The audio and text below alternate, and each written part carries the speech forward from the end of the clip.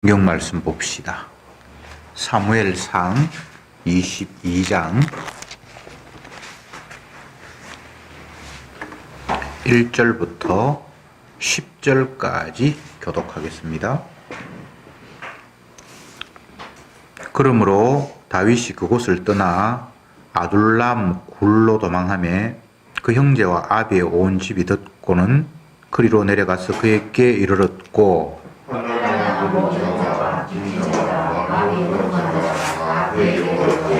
그는 그 장관이 되었는데 그와 함께 한 자가 400명 가량이었더라.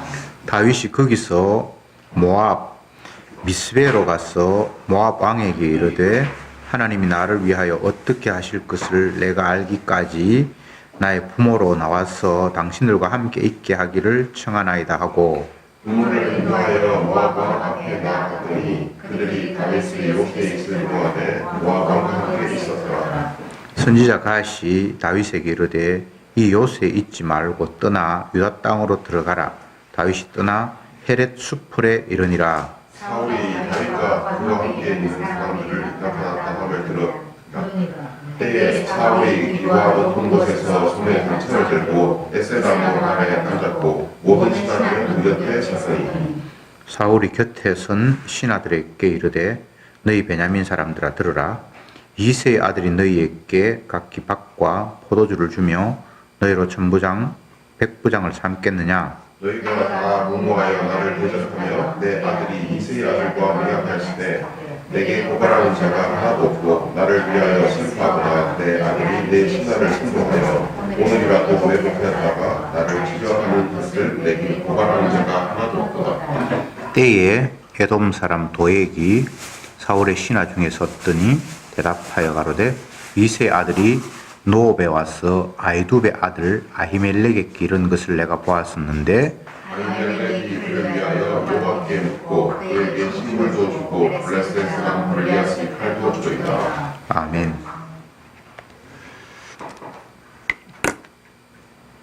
(22장까지) 왔는데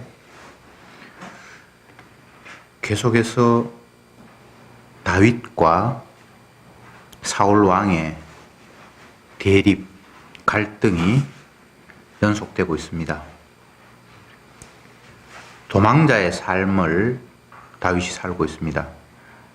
왜냐하면 왕이 자기를 잡아 죽이려 하니까 살려고 도망을 다닙니다.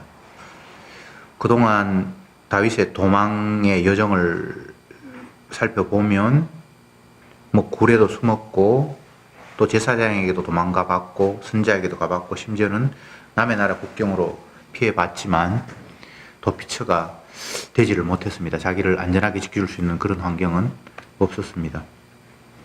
오늘 본문에는 아둘람 굴에 도망함에 이렇게 되어 있습니다. 정확하게 이 지명이 어디 있는지는 잘 알지 못하지만 어쨌든 굴로 숨어서 들어갔는데 그 소문을 가족들이 들었는지 형제들이 찾아왔고 또 그 부모님이 아들에게 모여들었고 그뿐만 아니라 이스라엘 가운데에서 환영받지 못하는 그 무리들, 빚진 자들, 마음이 원통한 자들, 또 환난 당하는 자들 이런 사람들이 다윗에게 이제 몰려와서 그의 편이 되려고 했고 그 무리들이 약 400명이 되었다 이렇게 성경이 기록하고 있습니다. 이제 다윗을 중심으로 한 또 다른 한 세력들이 아직은 약하지만 형성되는 그런 과정을 22장에서 언급하고 있습니다.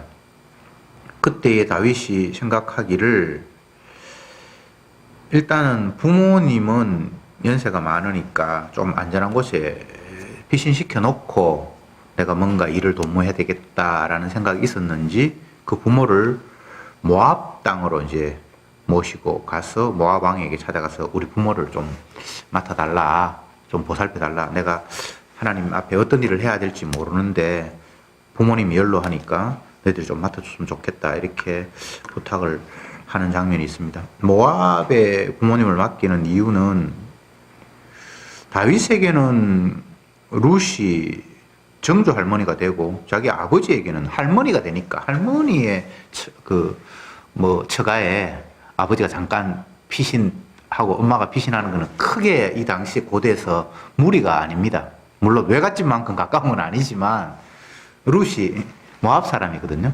그러니까 다윗의 정조모고 다윗의 아버지 이새에게는 그 할머니의 곳이 되니까 모압과 어느 정도 친분이 있으니까 좀 이렇게 보살펴 달라 그렇게 부탁을 했고, 그랬는데 선지자 갓이 찾아와서 다윗에게 하는 말이 유다 땅으로 다시 돌아가라 그렇게 명령을 해서 유다 땅으로 들어왔는데, 그 사실을 다윗의 신하들이 간파하고 다윗이 어느 곳에 지금 있습니다.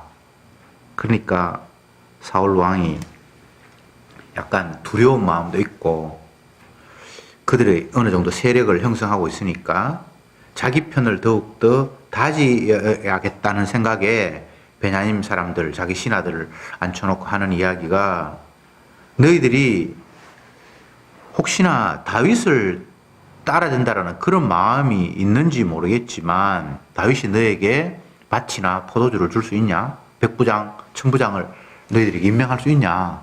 그거 아니잖아. 아직은 내가 왕이고 내 권한이 더 세잖아. 이렇게 이야기를 하고는 그들을 막 꾸짖습니다.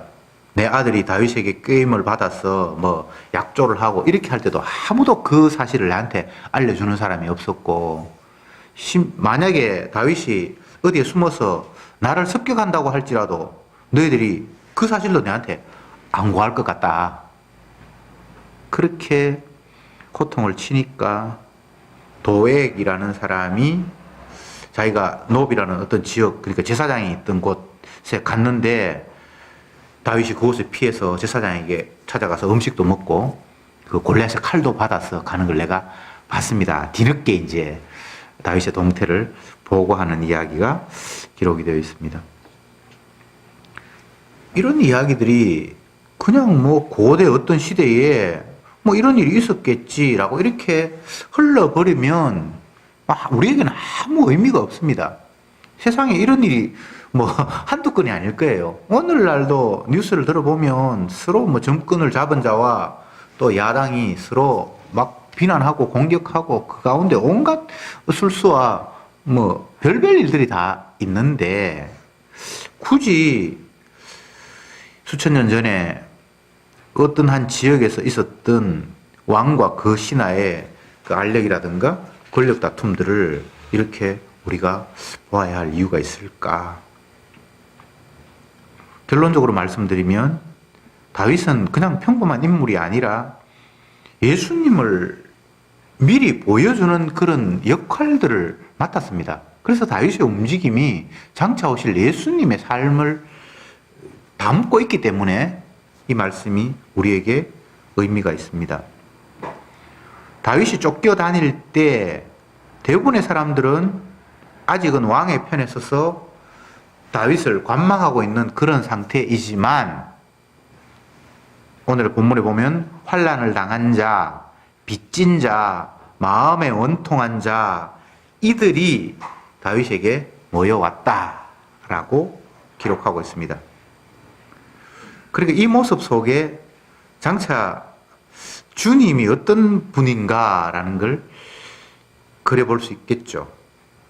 예수님 앞에 찾아온 자들이 대부분은 그 사회에서 왕따가 되고 인정받지 못하고 죄인이라고 낙인 찍힌 사람들이 예수님 앞에 찾아오는 장면이 성경에는 기록되고 있습니다.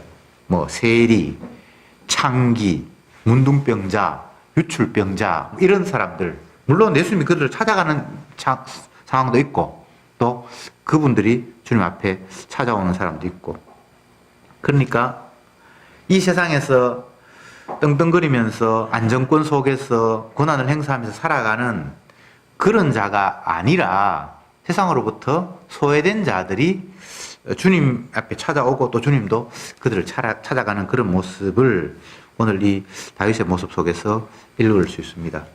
예수님께서 하신 말씀이 나는 의인을 부르러 온 것이 아니라 죄인을 불러 회개케 하기 위해서 이 땅에 왔다.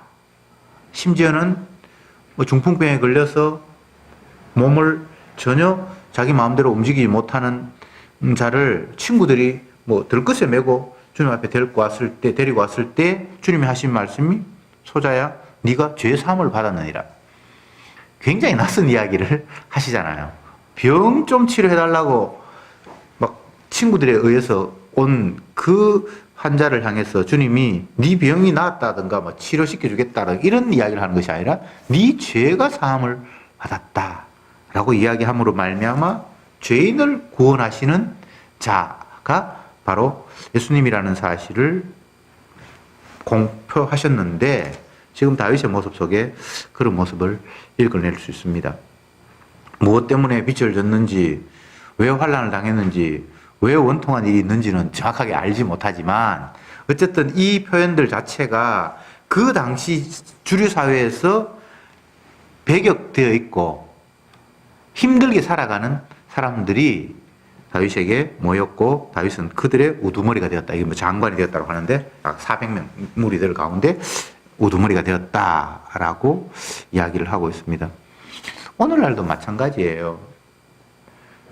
복음이 누구에게 전해지는가, 복음을 받아들이는 사람이 어떤 사람인가라고 했을 때에 역시나 이런 상황입니다.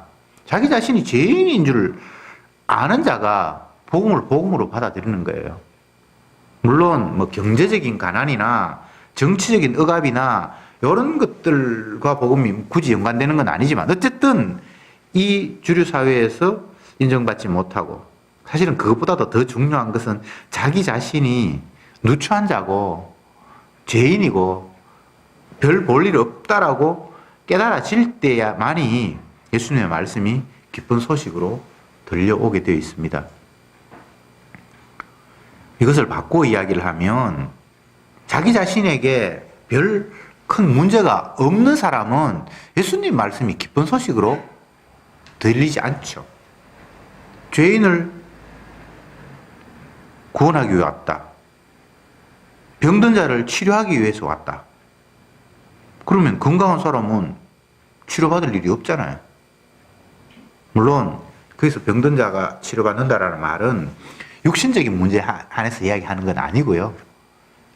주님이 바라보셨을 때에 인간들은 이미 만신창이가 돼 있어요. 온통 상처투성이고 질병으로 물들어 있는 그런 존재들이에요. 그런데 정작 본인은 상처가 있음에도 불구하고 상처 있는 줄도 모르고 병들었음에도 불구하고 병든 줄 모르니까 내가 병든 자를 치료하기 위해서 왔다. 죄인을 죄에서 용서하기 위해서 왔다라고 하는데 내가 뭐 특별한 죄가 있는 것도 아니고 몸이 병든 것도 아니니까 뭐 치료한다는 이야기가 별로 기쁜 소식이 될 수가 없잖아요.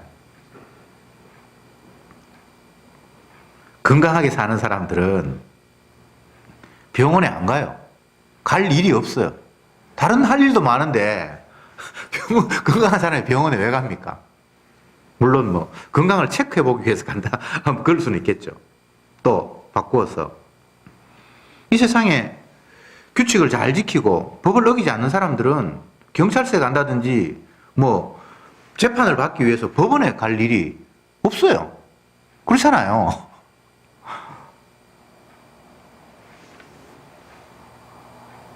오늘 본문에서 다윗을 찾아갔던 사람들은 세상적으로 볼 때는 정상적인 사람들이 아니에요. 환난을 당하고 빚을 졌고 원통한 일을 겪고 있고 이런 사람들이 다윗에게 갔다. 이걸 신약으로 이야기하면 내 스스로 나를 어찌할 수 없는 심각한 죄인, 바꿔 이야기하면 심각한 환자들이 누군가를 찾아가는 그런 모습으로 본문을 이해하면 좋을 것 같습니다.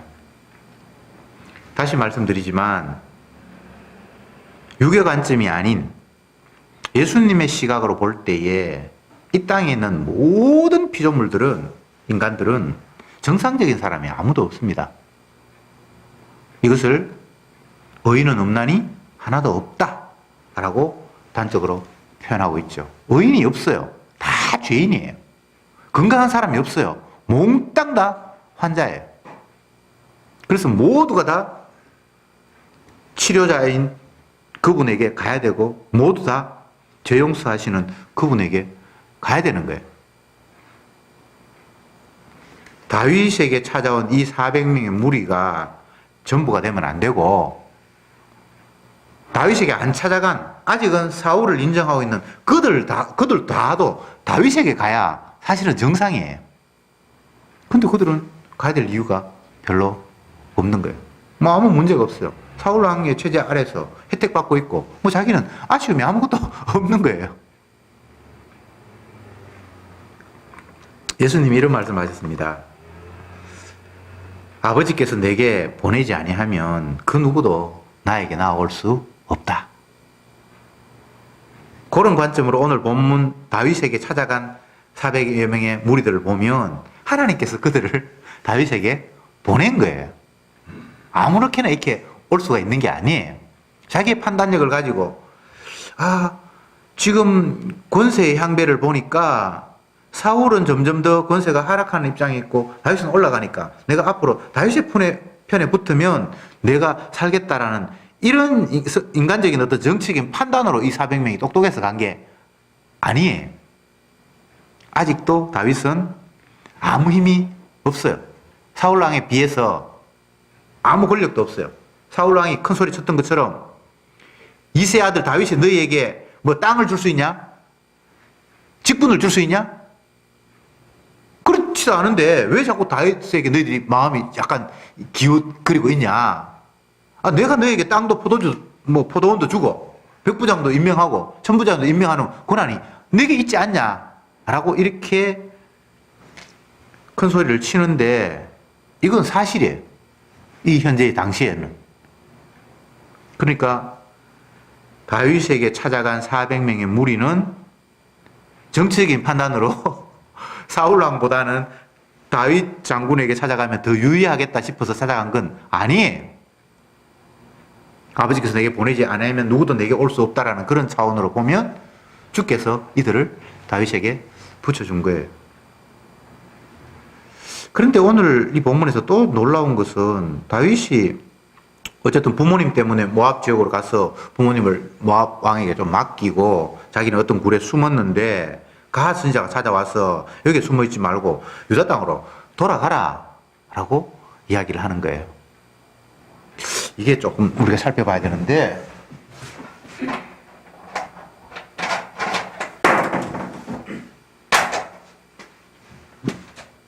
이쪽이면 이게 이제 유다 땅이라고 치고 이쪽에는 이제 이방 땅이라고 칩시다. 그런데 이 유다 땅으로 이스라엘 땅으로 돌아가려고 하니까 이쪽 여기는 그냥 이스라엘 아직은 유다라고 이야기할 수 없고 이스라엘이죠. 분열되지 않았으니까 이스라엘 땅으로 여기 뭐 유다 땅으로 돌아가라고 하는데 어쨌든 이거는 지금 사울의 권한 속에 있어요. 그래서 이쪽으로 가면 자기가 생명을 보장받지 못하니까 약간 이렇게 피해서 왔는데 선지자가 찾아와서 다시 이쪽으로 가라고 이야기를 한다는 말이죠. 이건 상식적이지는 않잖아요. 그렇죠?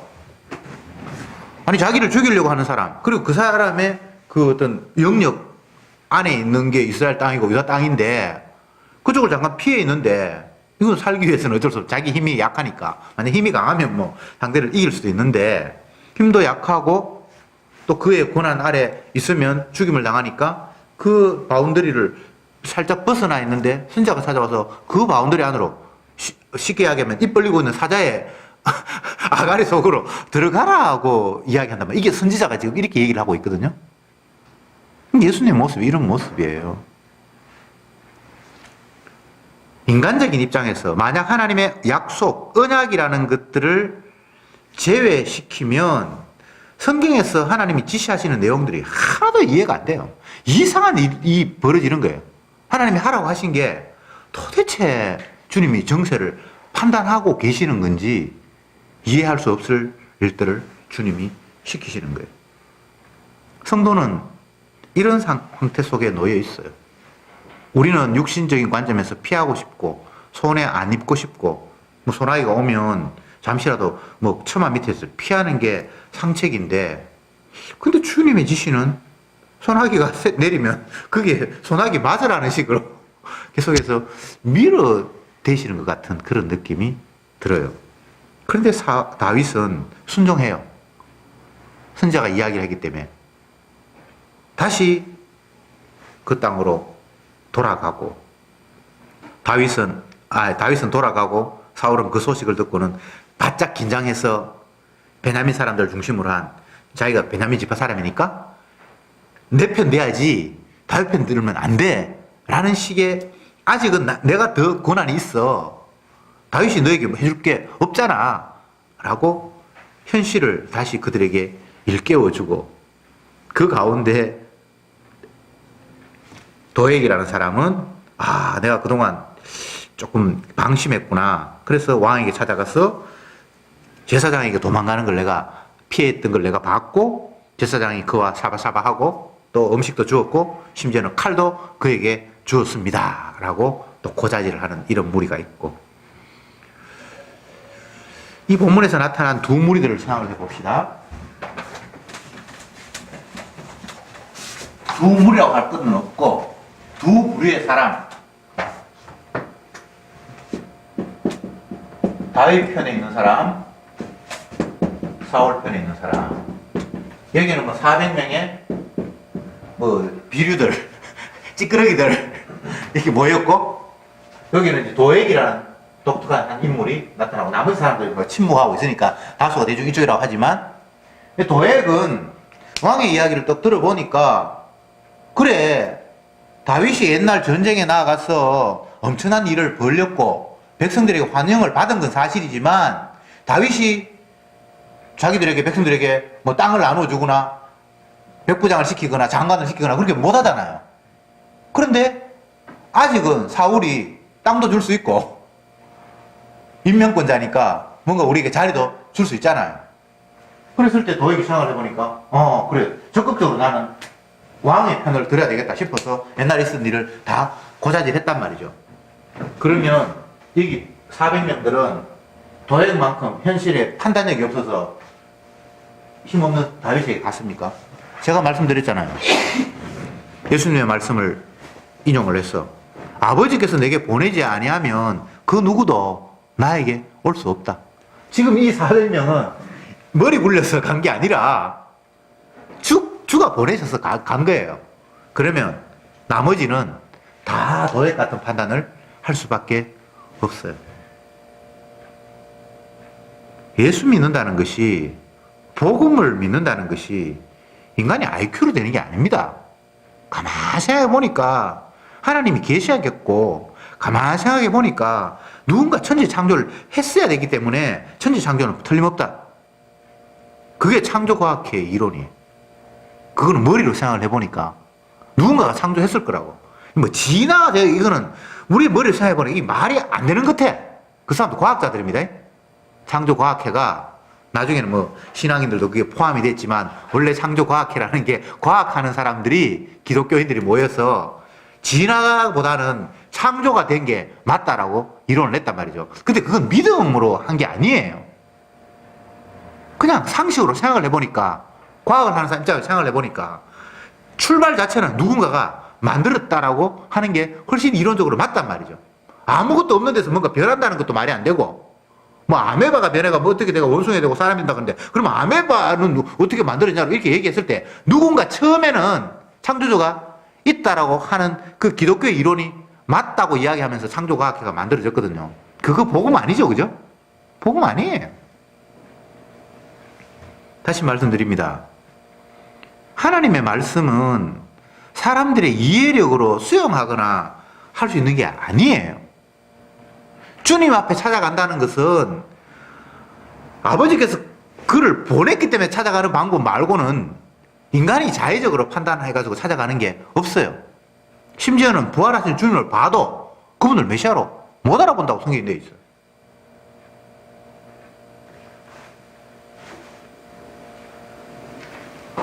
예수님이 부활하셔서 어떤 두 사람하고 같이 길을 동행을 하잖아요.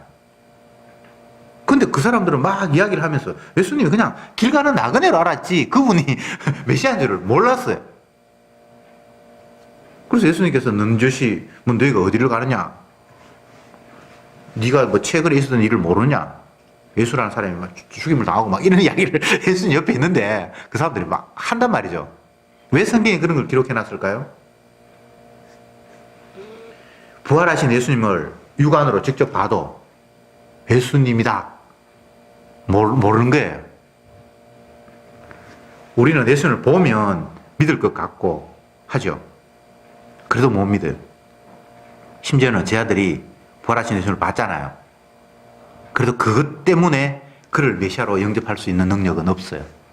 나중에 성령이 왔을 때 그때 이제 제대로 예수님이 어떤 분인지를 깨닫게 되는 거잖아요. 그게 성경에 나오는 이야기잖아요.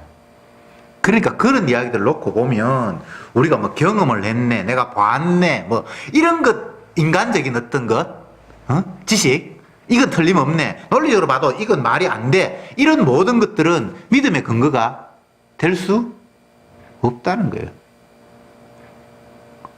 예수님과 함께 동락했고 부활하신 예수님을 다시 만났고 그렇게 해도 그분을 메시아로 영접할 수 없다는 게 성경의 기록이잖아요. 성령이 왔을 때 예수님이 성천하시고 난 이후에 내가 너에게 성령을 보내준다. 나는 너희 곁을 떠나지만 너희와 영원히 함께할 내 영을 네게 주겠다라고 했을 때 성령이 왔을 때 그들은 진짜 그분이 메시아였구나. 주님이 그때 말씀하신 것이 이런 의미로 말씀하셨구나라고 언약적으로 십자가 의미를 해석할 수 있었지. 그전에는 안 된다고 성경이 기록하고 있잖아요. 왜 그런 기록을 했을까? 인간의 능력이 복음을 받아들이거나 예수님을 알 수 없다라는 한계를 겪고 있는 거예요. 어떤 사람이 기도해서 암이 나았다. 그런 경험으로 예수를 믿을 수가 없어요. 나는 어릴 때부터 성경을 읽다 보니까 나중에 한 천독 넘으니까 성경이 통달되더라. 그런 경우가 없는 거예요. 사람이 노력을 해서 알 수 있는 게 없는 거예요.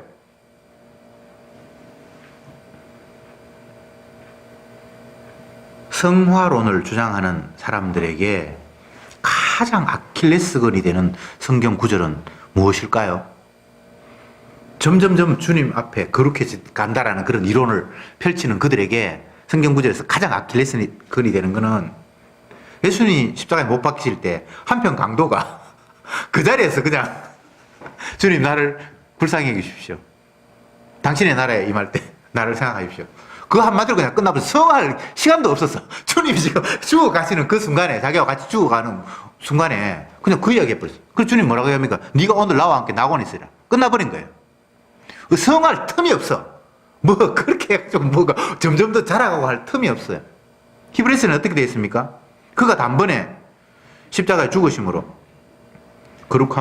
너희가 거룩함을 얻었노라. 이렇게 되어 있어요. 뭐 점차적인 그런 게 없습니다. 그가 채찍에 맞아서 이쪽은 나음을 입어버렸어요. 뭐를 경험을 하고 시간이 흘러서 뭐 어떻고 저쩌고 그건 다 성경적인 이야기가 아니에요. 복음은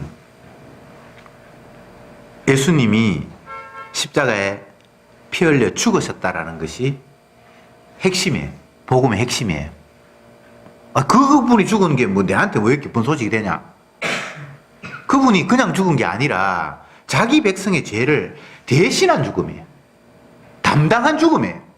아버지께서 그 아들을 자기 백성의 죄를 담당시켰어요.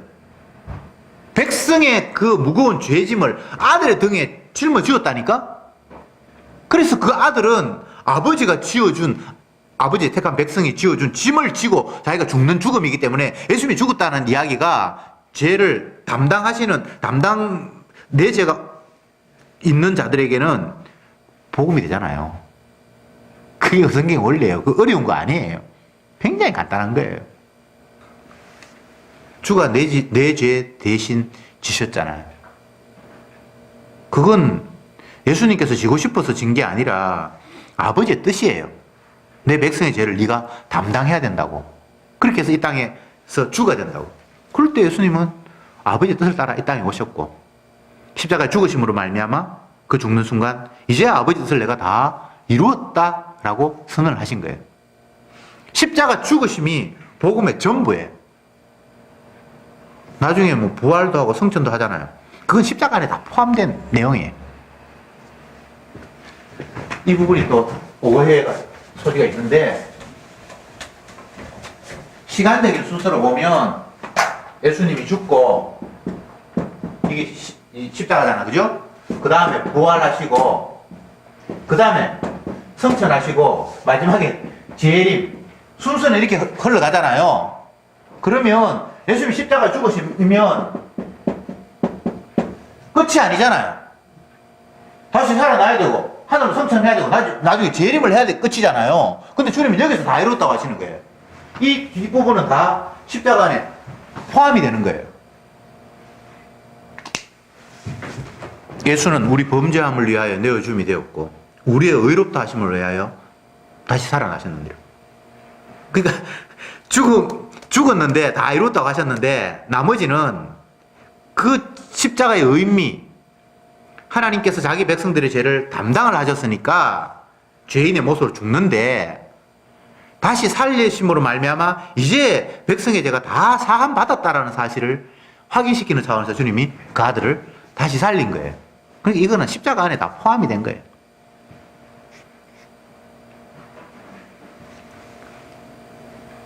만약 십자가가 전부가 아니라면 부활이 중요하고 새 생명의 삶이 중요하고 뭐 나중에 재림이 중요하고 이랬다라면 복음 전하는 바울이나 베드로가 그걸 강조를 했겠죠.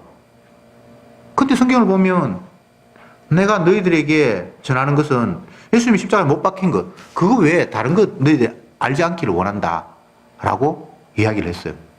그러면서 갈라디아 교인들에게는 이 어리석은 사람들아 십자가가 너희 눈에 밝게 보이는데 누가 너희들에게 엉뚱한 소리 하더냐. 부활이 밝게 보이거나 재림이 밝게 보이거나 그런 이야기 하는 게 아니에요. 십자가가 밝게 보인다고 합니다. 예수님 십자가를 통해서 다 이뤘다고 했어요.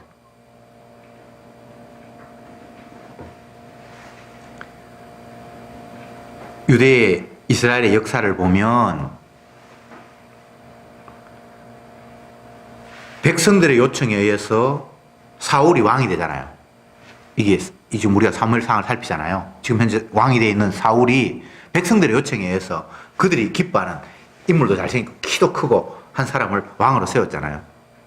그런데 조금만 시간이 흘러가다 보니까 왕이 백성들을 제대로 인도하지 못해. 하나님의 뜻을 따르는 것이 아니라 인간의 욕망을 쫓아서 뭔가 일이 흘러가고 있고 그래서 심지어는 지가 마음대로 제사도 지내고 엉뚱한 일을 하고 있어요. 다급하다는 이유로. 그래서 하나님이 봐라 너희들이 세운 왕 이거 제대로 너희들 못 살리잖아 라고 하면서 사람들과 전혀 상관이 없이 하나님이 일방적으로 내가 얘를 왕으로 세울 거야 이 사람을 왕으로 세울 거야 하면서 다윗을 찍었잖아요. 이세의 아들 가운데 내가 세울 왕이 있다. 처음에는 선지자도 몰랐어요. 사무엘이 이세의 집에 찾아가서 하나님께서 당신 아들 가운데 왕을 세우라고 말씀하셨는데 당신 아들 좀 불러오라고. 그래서 큰아들 불러오고 둘째 아들 불러오고 셋째 아들 불러오고 아들 7명 불러왔는데 하나님이 다 고개를 절레절레 흔들었잖아요. 아니라고.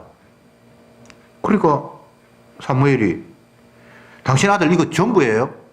아니요. 한 놈 더 있는데 그놈은 아직 어리고 지금 목동인데 양을 돌보고 있는데요. 그래 그 아들 불러오라고. 그래서 불러왔는데 하나님께서 이가 내가 기뻐할 세울 왕이다.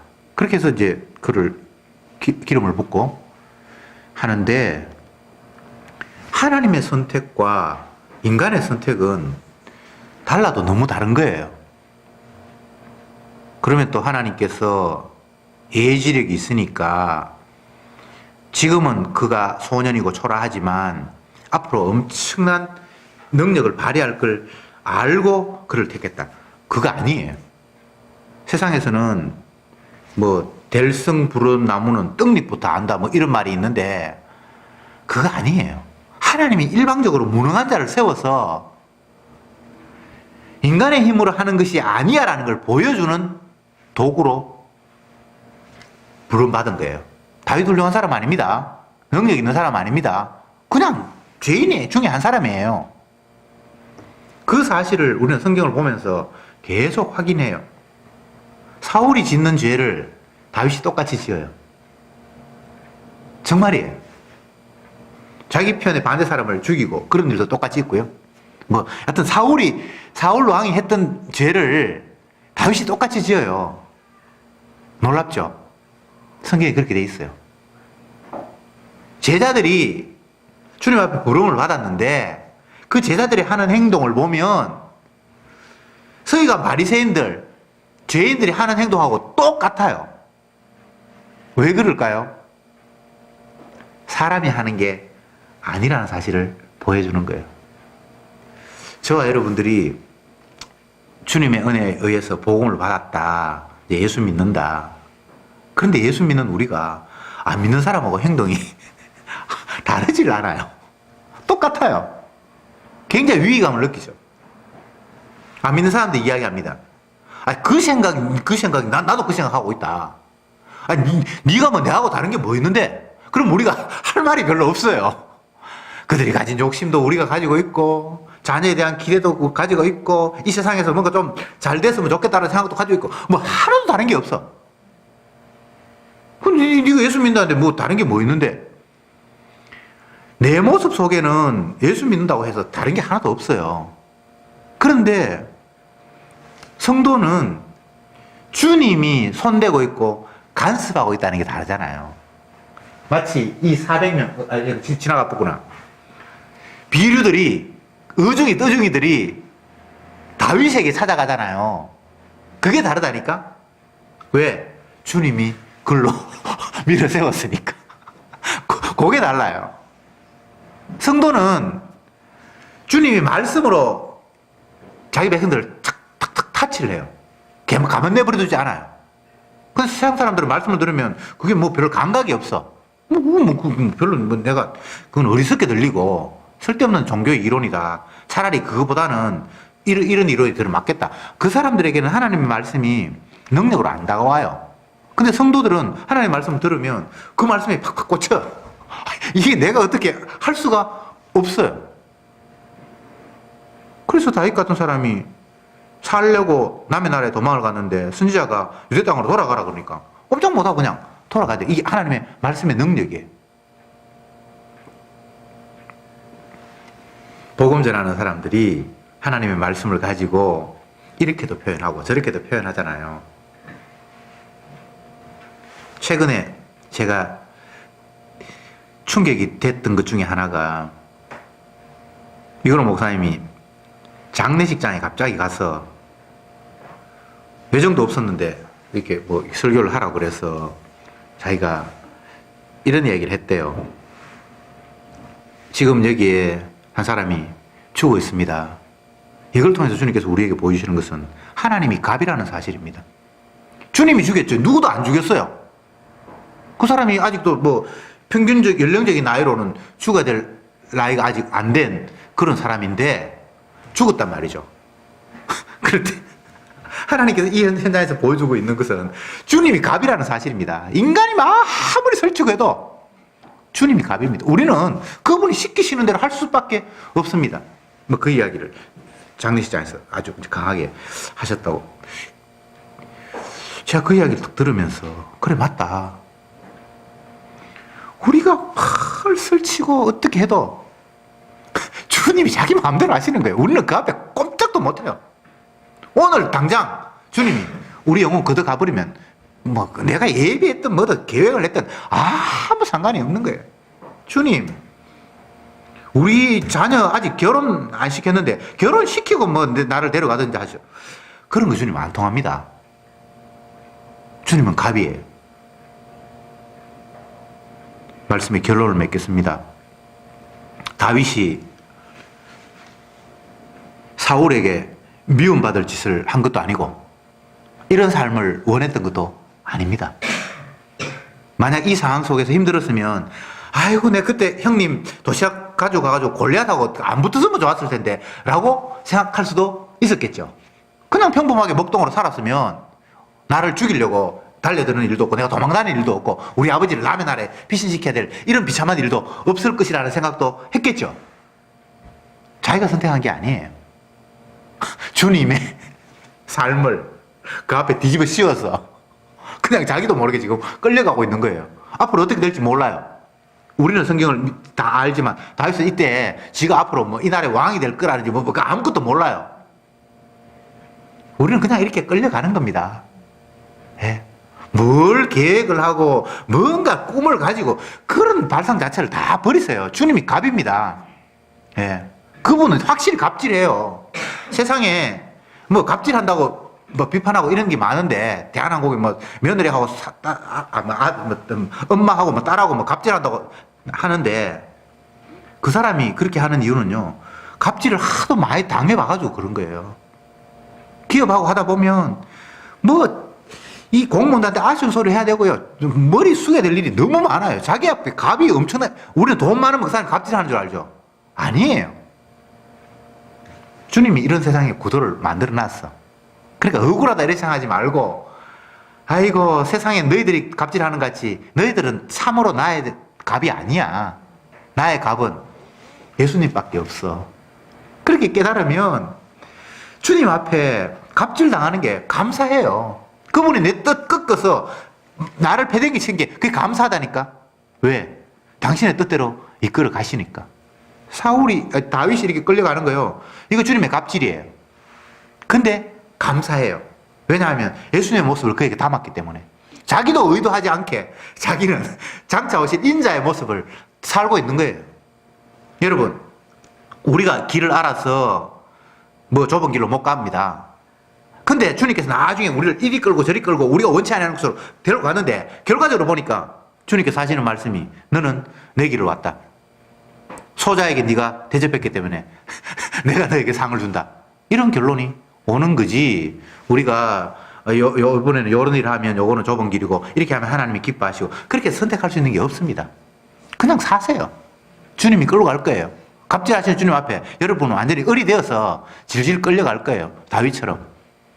그러나 주님이 자기 뜻대로 이끌어 가시기에 그 자리 속에서 성도는 찬송할 수 있습니다. 주님의 자기 영광을 위해서 모든 일을 하시기 때문에 주님은 자기 만족 외에 다른 피조물의 만족을 생각하는 분이 아니에요. 근데 성도는 주님의 자기 만족, 그 언약대로 이끌어 가심을 보면서 감사가 나와요. 그것이 유일한 나의 살 길이 되기 때문에. 기도합시다. 주님, 감사합니다. 오늘도 주께서 우리에게 일러주신 말씀을 통해서 세상이 내 뜻대로 되는 것이 아니라 주님의 영광을 위해서 예수 그리스도의 주되심을 드러내기 위해서 펼쳐지는 세상이라는 사실을 다시 한번 확인했습니다. 다윗이 미움받을 짓을 해서 미움받는 것도 아니고 정말 인간적으로 볼 때는 도저히 이해할 수 없는 고난 속에 그는 휩쓸려 다닙니다. 이것이 장차 이 땅에 오실 예수님의 삶이기에 그는 그런 삶을 살 수밖에 없었습니다. 오늘날 저들도 마찬가지입니다. 주님께서 우리를 이끌어 가실 때에 우리가 원치 아니하는 길, 내가 계획도 않은 길, 정말 인간적으로 볼 때 억울하다고 생각할 수 있는 일들이 얼마든지 있을 수 있습니다. 그러나 그것을 억울한 것으로 생각하는 것이 아니라 주님이 당신의 영광을 위해서 우리를 끌고 가고 있다는 사실을 깨달을 때에 우리는 그 순간도 찬송하며 감사할 수 있습니다. 죽일 권세에 피하기 위해 그 권세 밖으로 벗어났지만 선지자는 다시 그 권세 안으로 들어가라고 지시를 하셨고 들어갔던 다윗을 봅니다. 주여, 저들도 피하는 것이 능사가 아니라 온전히 주님이 이끄시는 그 능력 앞에 휘몰리면서 이리저리 끌려가면서 주님의 뜻을 감사할 수 있는 저들이 되게 해 주옵소서. 그 마지막이 결국은 예수님의 십자가를 통해서 우리를 용서하는 길이었다는 사실을 날마다 감사할 수 있게 하옵소서. 예수님의 이름으로 기도드리옵나이다. 아멘.